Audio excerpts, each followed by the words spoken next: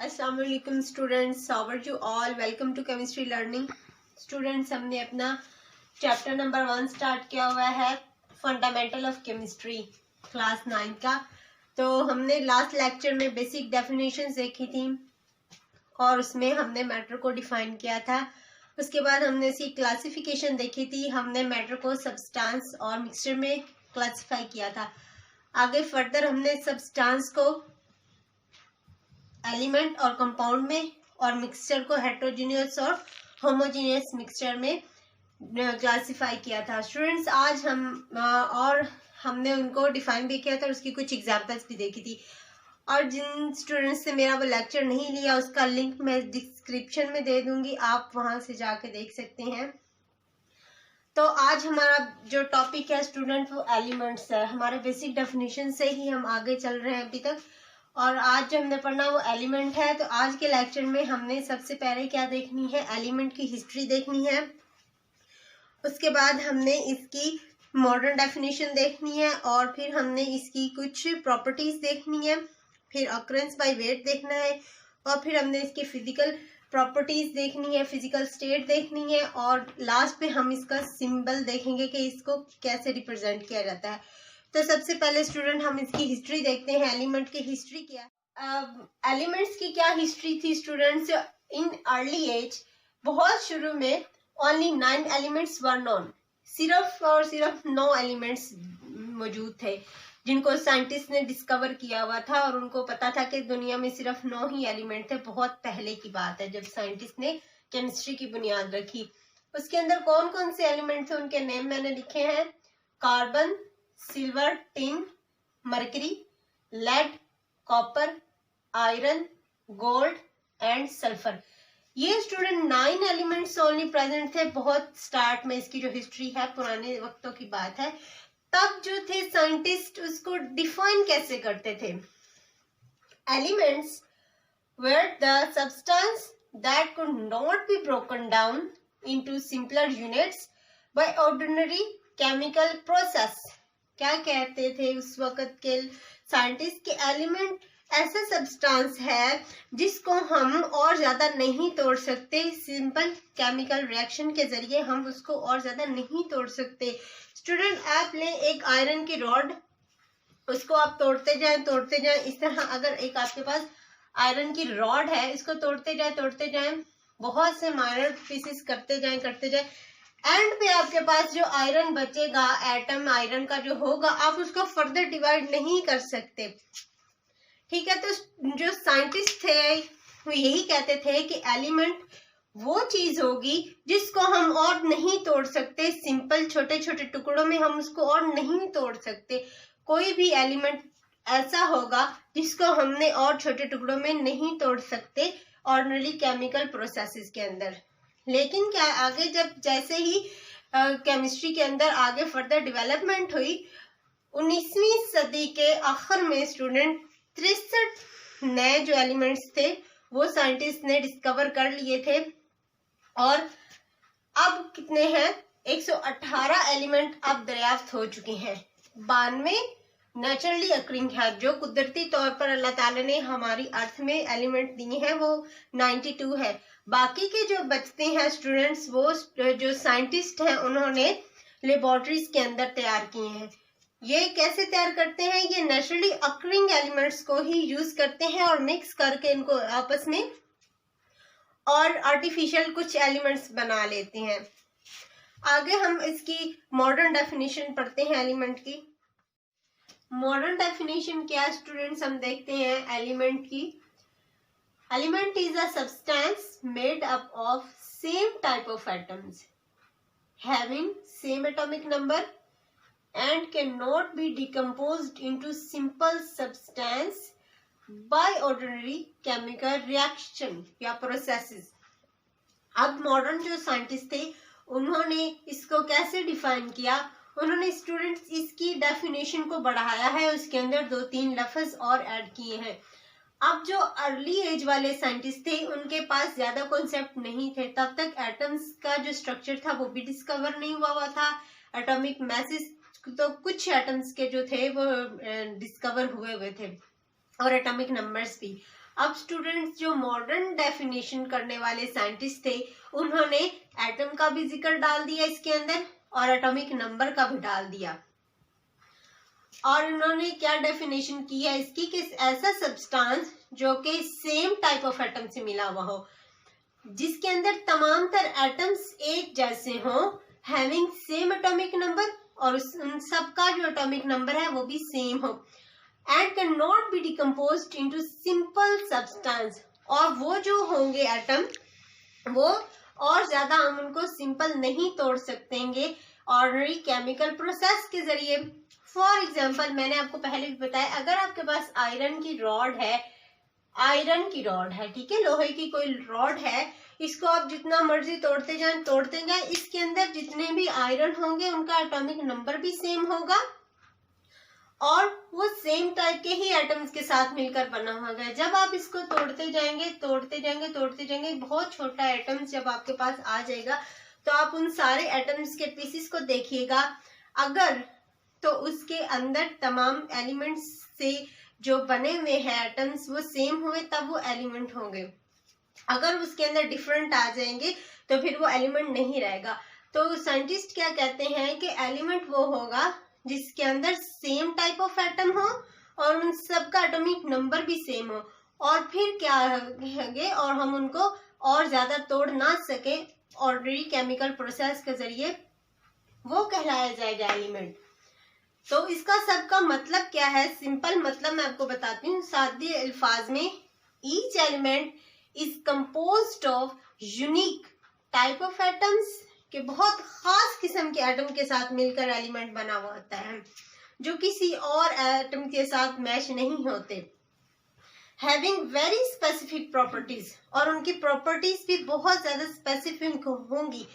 अब स्टूडेंट जो early scientist थे वो तो बहुत ज्यादा एक्सपेरिमेंट करते थे कि एक गोल्ड है ना, सोना है जो, वो बहुत ज्यादा खास धात है और वो बहुत ज्यादा कीमती धात है।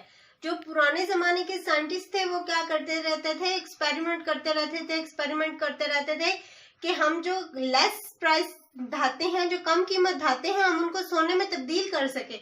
लेकिन जैसे जैसे साइंस ने तरक्की की, केमिस्ट्री ने तरक्की की, उन्होंने उनको बताया कि ये जो है सारे के सारे एटम सारे के सारे जो एलिमेंट्स हैं इनकी अपनी स्पेसिफिक प्रॉपर्टीज हैं और हम इनको एक दूसरे के अंदर कन्वर्ट नहीं कर सकते।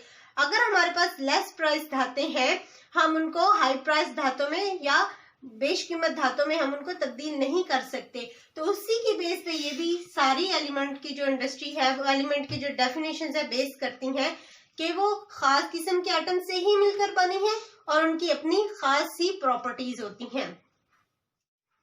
अब हम उसके बाद स्टूडेंट देखेंगे कि एलिमेंट्स कहाँ कहाँ प्रेजेंट होते हैं नेचर में, किस तरह से पड़े हुए होते हैं, फ्री और कंबाइंड फॉर्म में होते हैं। जो एलिमेंट्स होते हैं अब वो किसी ना किसी तरीके से तो इधर अर्थ में प्रेजेंट है ना, एटमॉस्फेयर में भी है, अर्थ में भी है, अर्थ क्रस्ट में भी है, तो किसी न किसी शक्ल में पड़े हुए होते हैं।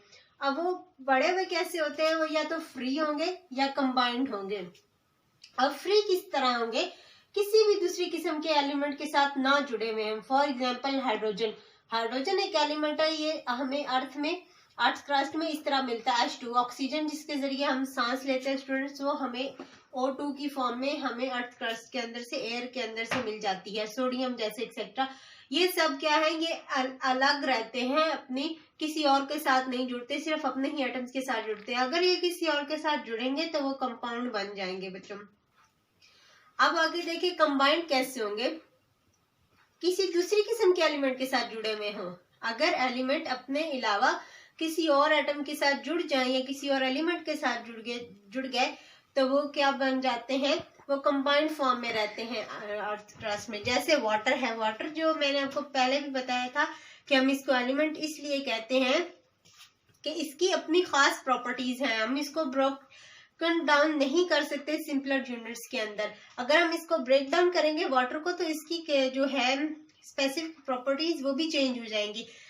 तो अब जब हम पानी को देखते हैं तो ये कंबाइंड फॉर्म में वाटर के साथ 2 हाइड्रोजन और 1 ऑक्सीजन एटम मिलकर वाटर का फॉर्मूला बनाते हैं।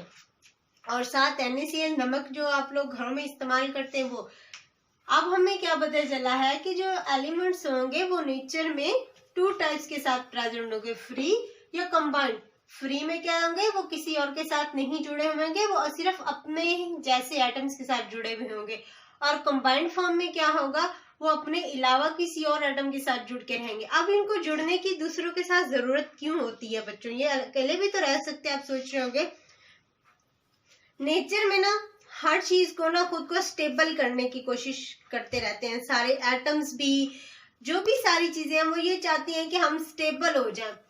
अब जो अनस्टेबल होंगे, मतलब जो नहीं रह सकते अकेले, वो क्या करते हैं, अपने जैसा कोई एटम जो उनके साथ रह सकता है, एटम बॉन्ड बना के ताल्लुक बना लेते हैं, उनके साथ जाके ताल्लुक कायम कर लेते हैं और इस तरह वो बॉन्ड बनाते हैं, कंबाइंड फॉर्म में वो रह लेते हैं, खुद को स्टेबल कर लेते हैं। वो अकेले नहीं रह सकते। जो अकेले रह सकते हैं वो तो बड़ी खुशी खुशी अकेले रह लेते हैं, लेकिन जो अकेले नहीं रह सकते वो क्या होता है, वो जाके दूसरे एटम्स के साथ जाके जुड़ जाते हैं, बॉन्ड बना लेते हैं। अब बॉन्ड वो क्यों बनाते हैं, किस लिए बनाते हैं, ये उनके इलेक्ट्रॉन्स पर डिपेंड करता है। आपने इनके इलेक्ट्रॉन्स के बारे में पढ़ा होगा पिछले चैप्टर में, 8 में एटम होता है, उसके अंदर इलेक्ट्रॉन्स होते हैं। उन इलेक्ट्रॉन्स की वजह से वो खुद को स्टेबल करेंगे। आगे आयनिक बॉन्ड, कोवलेंट बॉन्ड, इस तरह के वो जो सारे ताल्लुक हैं वो बच्चों आप आगे जाके आगे चैप्टर्स में डिटेल से पढ़ेंगे। तो स्टूडेंट्स आगे हम देखते हैं natural occurrence by weight percentage of some major elements. ये आप लोगों का टेबल आपकी बुक के अंदर भी बना हुआ है, जिसके अंदर कुछ मेजर एलिमेंट्स दिए गए हैं और उनको वेट परसेंटेज बताया गया है कि वो बाय वेट किस तरह, कितने मिकदार में, किस किस जगह पे प्रेजेंट होते हैं। अब सबसे पहले हम अपनी जमीन की बात करते हैं। अर्थ क्रस्ट में सबसे ज्यादा कौन सा एलिमेंट है, वो ऑक्सीजन है, उसके बाद सिलिकॉन है और उसके बाद एल्यूमिनियम। ऑक्सीजन हम सांस लेने के लिए भी इस्तेमाल करते हैं और वो 47% प्रेजेंट है अर्थ क्रस्ट के अंदर। फिर आगे सिलिकॉन है, वो 28% है, एल्यूमिनियम है, वो 7.8% है। आगे सेकंड देखिए, ओशन, समुद्रों के अंदर अब हमने देखना है कि एलिमेंट कौन कौन से किस किस मिकदार में प्रेजेंट है। ऑक्सीजन सबसे ज्यादा है 86%, हाइड्रोजन उसके बाद है 11% और क्लोरीन है उसके बाद 1.8% समुद्र के अंदर। आगे एटमॉस्फेयर के अंदर सबसे ज्यादा बच्चों नाइट्रोजन प्रेजेंट है 78%, उसके बाद ऑक्सीजन है 21% और एंड पे आर्गोन है 0.9%। अब ये टेबल आपके लिए बहुत ज्यादा इंपॉर्टेंट है, ये आपके एमसीक्यूज में भी पूछा जा सकता है या आपके शॉर्ट क्वेश्चंस में भी पूछा जा सकता है।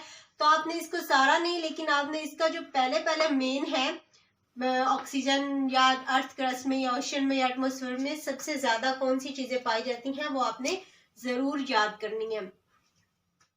तो नेक्स्ट स्टूडेंट हमने देखते हैं अब हम फिजिकल स्टेट ऑफ एलिमेंट के। फिजिकल स्टेट ऑफ एलिमेंट क्या है, फिजिकल हालत क्या है एलिमेंट की, या जाहिरी हालत क्या है एलिमेंट की जब वो प्रेजेंट होते हैं अर्थ क्रस्ट में, ओशन में या कहीं भी। ये जो सारे एलिमेंट है वो उनकी किस किस्म की हालत होती है, या तो वो बच्चों सॉलिड होंगे, या तो वो लिक्विड होंगे, या तो गैसेज होंगी, या वो और देखते हैं सॉलिड में कौन कौन से होंगे। सोडियम हो सकता है, कॉपर है, जिंक है और गोल्ड। सोना तो आप लोगों ने देखा होगा, घरों में आपकी मदद वगैरह यूज करती हैं। कॉपर जिससे तारे बनती हैं, ये बिजली की तारों के अंदर कॉपर की वायर्स होती हैं। इस तरह ये बच्चों सारी चीजें इस्तेमाल होती हैं और सॉलिड स्टेट में प्रेजेंट होते हैं ये सारे जो एलिमेंट्स होते हैं। आगे जो कुछ एलिमेंट्स होते हैं वो लिक्विड में कौन कौन से होते हैं, उसकी एग्जाम्पल है मरकरी और ब्रोमीन। मरकरी आपने देखा होगा, जो थर्मामीटर आप जाते हैं कभी चेकअप के लिए, अपना फीवर चेक करवाने के लिए, तो उसमें रेड कलर का आपने देखा होगा लिक्विड सा पड़ा हुआ होता है, जो आपको फीवर की इंडिकेशन देता है कि इसको इतने % फीवर है। तो वो मरकरी जो होता है बच्चों, वो ही ये वाला मरकरी है और वो रूम टेम्परेचर पर लिक्विड स्टेट में होता है। तो वो जब उसको हीट मिलती है तो वो मूव करना शुरू हो जाता है। और आगे गैसेस में कौन कौन से एलिमेंट्स होते हैं। गैसेस स्टेट में ऑक्सीजन है, जो आप सांस के जरिए भी आप उसको यूज करते हैं सांस लेने के लिए, और नाइट्रोजन है, क्लोरीन है और हाइड्रोजन गैस है। ये सारे बच्चों गैस की फॉर्म में मौजूद हैं अर्थ क्रस्ट के अंदर, एटमॉस्फेयर में भी, और ये लिक्विड में है और ये सॉलिड में। 3 स्टेट होती हैं किसी भी लिक्विड, किसी भी एलिमेंट की 3 स्टेट होती हैं। प्लाज्मा स्टेट भी होती है, लेकिन हम उसको यहाँ पे डिस्कस नहीं कर रहे। अभी हम सिर्फ इसकी 3 हालतें डिस्कस कर रहे हैं किसी भी एलिमेंट की। अब बच्चों देखते हैं कि जो एलिमेंट्स हैं उनको उनकी खसूसियात की बुनियाद पर कैसे तकसीम किया गया है। अब जो साइंटिस्ट थे उन्होंने उनको आगे फर्दर रिसर्च के जरिए जो तमाम एलिमेंट्स हैं उनको 3 किस्म के आगे फर्दर किस्म में इनको क्लासिफाई किया है। सबसे पहली जो है वो मेटल्स है, दूसरी है नॉन मेटल, तीसरी है मेटलॉइड्स। अब मेटल्स क्या होते हैं बच्चों, मैं आपको यहाँ पे सरसरी सा बताऊंगी, बाकी डिटेल में आप आगे चैप्टर में पढ़ेंगे। मेटल वो चीजें होती हैं, वो सारे एलिमेंट्स हैं जो अपने अंदर से करंट को पास करवाते हैं। जितने भी एलिमेंट थे उन्होंने अपने अंदर से करंट को पास करवाया, उन्होंने उनको मेटल कह दिया। और फिर आगे नॉन मेटल्स कौन से थे, ऐसे सारे ऐसे एलिमेंट जिनके अंदर से करंट पास नहीं हो सकता था, उन्होंने उनको नॉन मेटल कह दिया। अब तीसरी कौन सी किस्म है, मेटलॉइड्स कौन से हैं, जिनके अंदर कुछ खसूसियात मेटल्स की हों और कुछ खसूसियात नॉन मेटल्स की हों, वो होंगे मेटलॉइड्स। लेकिन स्टूडेंट 80% जितने भी एलिमेंट दुनिया में मौजूद है वो 80% मेटल्स हैं। तो स्टूडेंट्स अब आगे हम देखेंगे, आगे हमारे पास एक वर्ड है सिंबल। सिंबल का मतलब होता है इलामत, कोई भी इलामत। अब आगे डेफिनेशन पढ़ते हैं सिंबल्स क्या होते हैं और ये हम केमिस्ट्री में क्यों पढ़ रहे हैं। एलिमेंट्स रिप्रेजेंटेड बाय सिंबल्स, जो सारे एलिमेंट हैं उनको रिप्रेजेंट किया जाता है किसी खास इलामत के जरिए, which are abbreviations for the name of element, जो कि एब्रीवेशंस होते हैं उसी एलिमेंट के नाम की। अब देखते हैं फॉर एग्जाम्पल, अगर हमारे पास एक लेटर है, मतलब कि एक लेटर है जिसके अंदर एक एब्रीवेशन, अगर हमारे पास हाइड्रोजन है, ठीक है, उसका सिंबल क्या है, हाइड्रोजन है, वो 1 लेटर का हमारे पास सिंबल है। नाइट्रोजन का N है, इसका जो पहले वाला लेटर है स्टूडेंट्स, ये जो पहले वाला लेटर हाइड्रोजन का, इसी का ही सिंबल भी इसको कहा जाता है। और देखिए हमारे पास कुछ ऐसे भी एलिमेंट हैं जिनका 2 लेटर के साथ हमारे पास सिंबल है, फॉर एग्जाम्पल कैल्शियम और सोडियम का। अब देखिए स्टूडेंट, जो कैल्शियम है उसको कार्बन के साथ मिक्स ना हो जाए, इसलिए उसको अगले लेटर के साथ भी डाल दिया जाता है, Ca डाल दिया जाता है, ताकि ये कार्बन के सिंबल के साथ मैच ना हो जाए। और सोडियम है, इसको Na लिखा जाता है ताकि ये नाइट्रोजन के सिंबल के साथ मिक्स ना हो जाए। अब आपने कहा होगा कि जो सोडियम है ये तो SO होना चाहिए, ये Na क्यों लिखा है मैडम ने या साइंटिस्ट ने। तो बच्चों इसके लिए आपको मैं बताती हूँ कि ये जो सारे सिंबल्स होते हैं ये इंग्लिश लैंग्वेज में नहीं होते, ये ग्रीक है, जर्मन है और लैटिन है। 3 किस्म की और 4 किस्म की जबानें हैं जिनके जरिए ये सारा पीरियोडिक टेबल तश्कील दिया गया है, एलिमेंट्स के नाम रखे गए हैं। तो जो सोडियम है ये बेसिकली लैटिन वर्ड से एब्रीवेट हुआ है, ये इसका मतलब है नेट्रियम। लैटिन में इसको नेट्रियम कहते हैं और फिर इसको इंग्लिश में सोडियम उन्होंने कह दिया है, इसलिए जो नेट्रियम का Na है बच्चों, वो सोडियम का सिंबल कहा जाता है। तो ठीक है बच्चों, आज का लेक्चर मैं यहीं पे खत्म करती हूँ क्योंकि बहुत ज्यादा लंबा होता जा रहा है। और कल के लेक्चर में हम बच्चों वैलेंसी पढ़ेंगे जो बहुत ज्यादा इम्पोर्टेंट है, और आपकी पूरी की पूरी इनऑर्गेनिक और ऑर्गेनिक केमिस्ट्री के बेस उसी एक टॉपिक पे है और आपने वो कल ध्यान से पढ़ना है। अभी आपका ये लेक्चर जो अगर किसी किस्म का कोई क्वेश्चन है इन चीज़ों के बारे में, आप मुझे कमेंट सेक्शन में पूछ सकते हैं। और स्टूडेंट्स अपना बहुत सा ख्याल रखिए और मुझे अपनी दुआ में याद रखिए। अल्लाह हाफिज़।